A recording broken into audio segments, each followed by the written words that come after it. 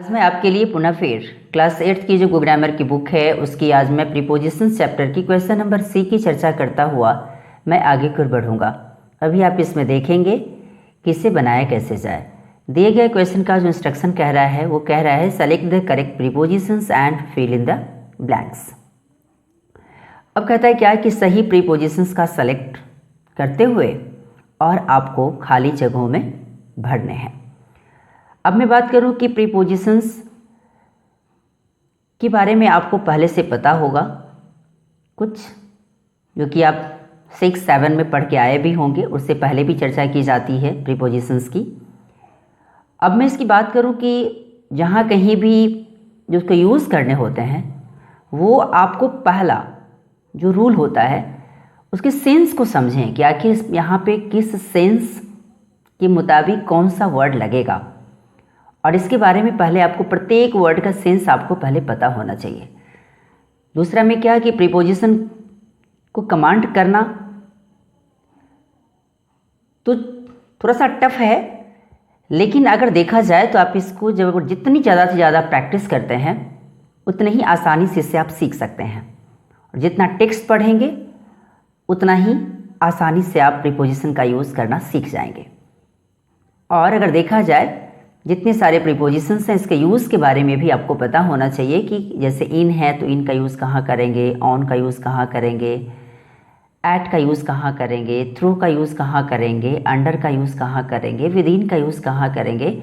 इस प्रकार के जितने सारे प्रीपोजिशंस हैं इसके यूज़ के बारे में भी आप समझें, और इसका सेंस क्या कहता है वहाँ पे, उस सेंस के आधार पे आप बनाएंगे तो और ज़्यादा आपको क्लियर होगा। दूसरे में क्या होता है, कुछ इसमें फिक्स प्रीपोजिशंस की भी स्टडी करने पड़ते हैं कि आखिर ये वर्ड आएगा तो उसके बाद यही प्रीपोजिशंस लगने हैं। तो उसके लिए जितनी आप सेल्फ स्टडी करेंगे उतनी ही ज़्यादा से ज़्यादा आप उस पर कमांड कर सकते हैं। अब मैं दिए गए क्वेश्चन की बात करूं, क्वेश्चन नंबर 1 कहता है सी का 1 कि my aunt was injured dash an accident last year and dash then she can't walk. कहता है कि मेरी आंट एक एक्सीडेंट में क्या हो गई, इंजर्ड हो गई। अब आप देख रहे हैं कि एक्सीडेंट में, तो यहाँ इन का मतलब क्या होता है में, क्लियर, तो यहाँ इन लगाएं, इसलिए आप यहाँ देख रहे हैं कि यहाँ इन वर्ड लिखा गया है। तो मेरी आंट पिछले साल एक एक्सीडेंट में क्या हो गई, इंजर्ड हो गई, और since then she can't walk. Since मतलब से, उस समय से, या उपरांत, तब से वो क्या हो रही है तो टहल नहीं सकती है, इसलिए इस यहाँ पे आप सिंस वर्ड लगाएं। अब बात आती है क्वेश्चन नंबर 2 की, she open the door dash her key and dash inside. अब यहाँ कहता है क्या कि उसने अपने चाबी से दरवाज़ा खोली।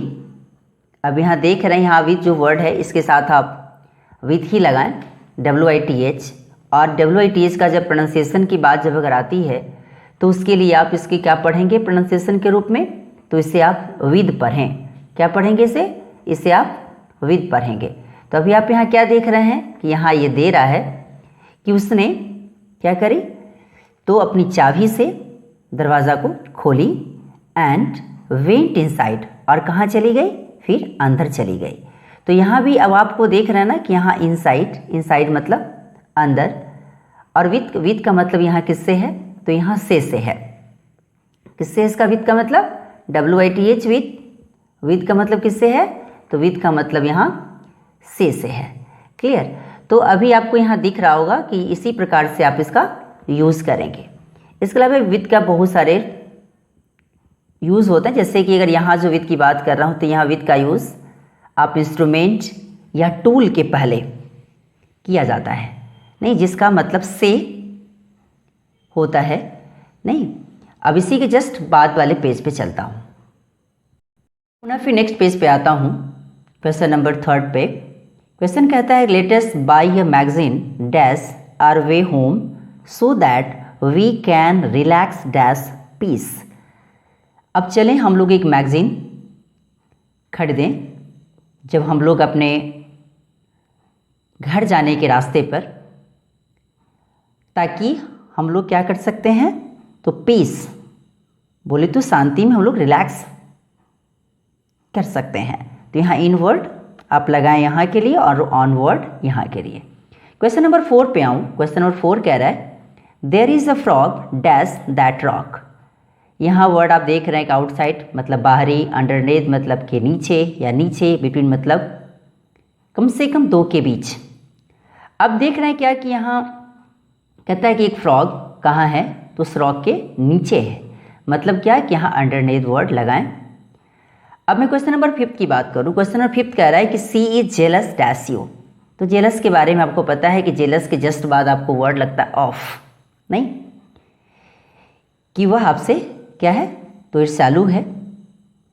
क्लियर। तो इस रूप से अभी आप यहाँ जेलस के साथ आप ऑफ वर्ड लगाएं। अब मैं बात करूँ क्वेश्चन नंबर 6 की कि my sister fell asleep dash the bathroom and we had to search dash her everywhere. कि मेरी सिस्टर कहाँ, तो बाथरूम में fail asleep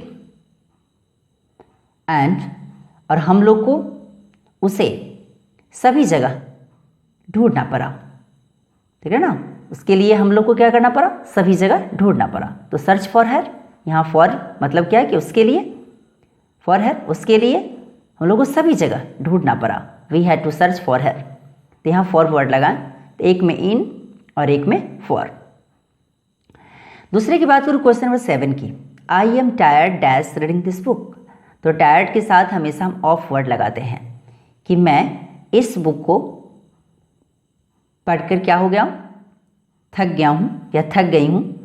I think I will watch TV for an hour now.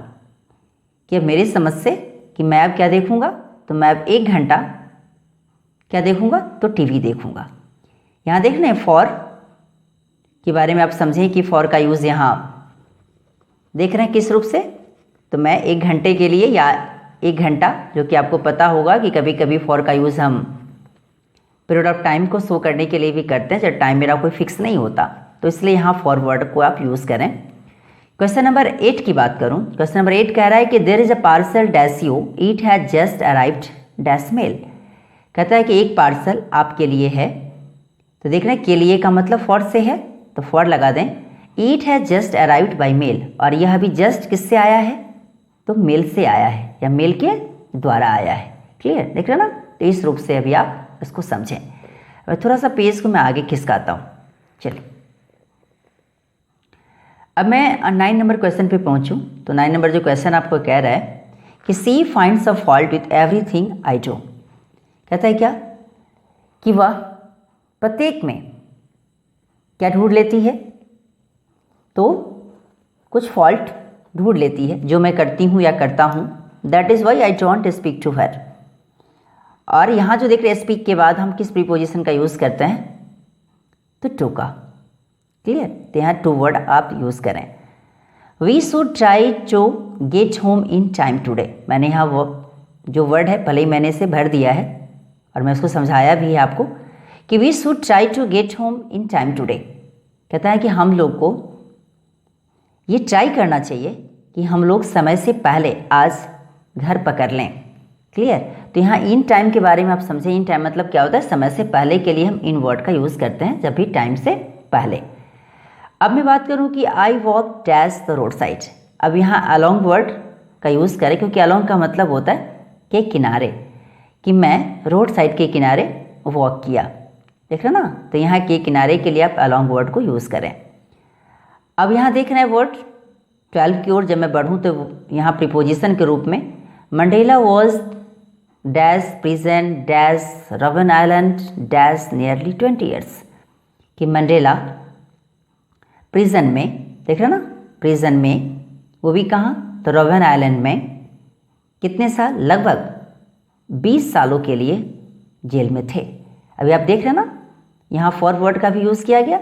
For मतलब क्या, के लिए या से, दोनों का यूज़ कर सकते हैं। 20 सालों के लिए या 20 सालों से, तो उसी जेल में थे। क्लियर। कौन, तो मंडेला। तो अभी आप देख रहे हैं सब में इन वर्ड दो जगह लगा और यहाँ फॉर का आप यूज़ करें। आप अगर चाहेंगे कि आपको पता होना चाहिए कि बड़े जगहों के लिए हम इन वर्ड लगाते हैं या जब कभी मे का सेंस लगाना हो तो वहाँ भी हम इनका यूज़ करते हैं। अब मैं क्वेश्चन नंबर डी की बात करूँ, क्वेश्चन नंबर डी की मैं बात करूँ तो क्वेश्चन नंबर डी कहता है क्या कि spot the errors and correct the sentences. कहता है क्या कि एरर्स को ढूंढें और सेंटेंस को सही करें। कहता है I will fine ₹50 to you. अब यहाँ देखते हैं ना, यहाँ टू यू नहीं लगाकर आप जो उसको सही करेंगे तो गलती के रूप में यहाँ टू मिला, और इसी सेंटेंस को जब अरेंज करेंगे तो हम कैसे लिखेंगे, तो यहाँ देखिए आई विल फाइन यू ₹50 कि मैं आपको कितने रुपए का फाइन करूँगा, 50 रुपये की। क्वेश्चन नंबर 2 की बात करूँ, they have a meeting on the boss. देखो ना, they have a meeting on the boss. तो आपको पता होना चाहिए कि मीटिंग बॉस पर होगी या बॉस के साथ होगी। सोचने वाली बात है यार, नहीं तो विथ, यहाँ विथ वर्ड लगाए WITH, है ना, कि वे लोग की मीटिंग किसके साथ है, तो बॉस के साथ है। अब मैं क्वेश्चन नंबर 3 पे आऊँ, the British invaded into India. देखते हैं ना, तो यहाँ देखते हैं ना, यहाँ आक्रमण करना, इन्वेड मतलब क्या होता है, आक्रमण करना, तो द ब्रिटिश इन्वेडेड इंडिया केवल लगा दीजिए, यहाँ किसी प्रीपोजिशन का यूज़ आपको नहीं करना। अब मैं बात करूँ क्वेश्चन नंबर 4 की, I wrote this by my own pencil. कहते हैं कि मैं इसे मेरी अपनी कलम से, है ना, मैं इसे अपनी कलम से इसे लिखा। तो आपको पता होना चाहिए कि विद का यूज़ हम कहाँ करते हैं, जब भी कभी इंस्ट्रूमेंट और टूल्स को जब भी अगर यूज़ करना पड़े और उसका सेंस जब से हो तो उसके लिए हम किसका यूज़ करते हैं, विद का। इसलिए आप यहाँ बाई को हटाकर आप यहाँ विद वर्ड का यूज़ करें, WITH को विथ थ न पढ़ के इसे विद पढ़ें। अब मैं क्वेश्चन नंबर 5 की बात करूँ, she was sure at his success. Sure के साथ आप ऑफ वर्ड लगाएं, she was sure of his success, है ना। अब मैं बात करूँ क्वेश्चन नंबर 6 की, we are proud at your achievement. Proud के साथ हम हमेशा ऑफ वर्ड का यूज़ करते हैं, नहीं कि एट का, क्लियर। तो we are proud of your achievement. अब क्वेश्चन नंबर 7 पे आऊँ, the earth revolves outside the sun. भाई मेरे, सन के बाहर से नहीं, the earth revolves around the sun. पृथ्वी जो है वो सन के चारों तरफ रिवॉल्व करती है। अब मैं क्वेश्चन नंबर बात करूँ, you can sit besides me. Besides मतलब के अलावा, के अतिरिक्त। और यहाँ जो मतलब निकल रहा है, मैं बार बार कहता हूँ कि प्रीपोजिशन का यूज जब भी करें तो उसके सेंस को पहले देखें कि आखिर इसका यहाँ मतलब क्या होगा। तो ये क्वेश्चन कह रहा है कि you can sit beside me, कि आप मेरे बगल में बैठ सकते हैं। बिसाइड मतलब बगल में, आप मेरे बगल में बैठ सकते हैं, क्लियर। तो इस रूप से अभी आपने देखा कि क्लास 8 की जो ग्रामर की बुक है उसकी प्रीपोजिशन चैप्टर की क्वेश्चन नंबर C और D की चर्चा मैं इस वीडियो में किया। और ये वीडियो आपको कैसा लगा इसके बारे में लाइक, सब्सक्राइब एंड कमेंट करना न भूलें, और इसे शेयर भी करें ताकि ज़्यादा से ज़्यादा बच्चा इसे देखकर कुछ सीख सके। Thanks a lot.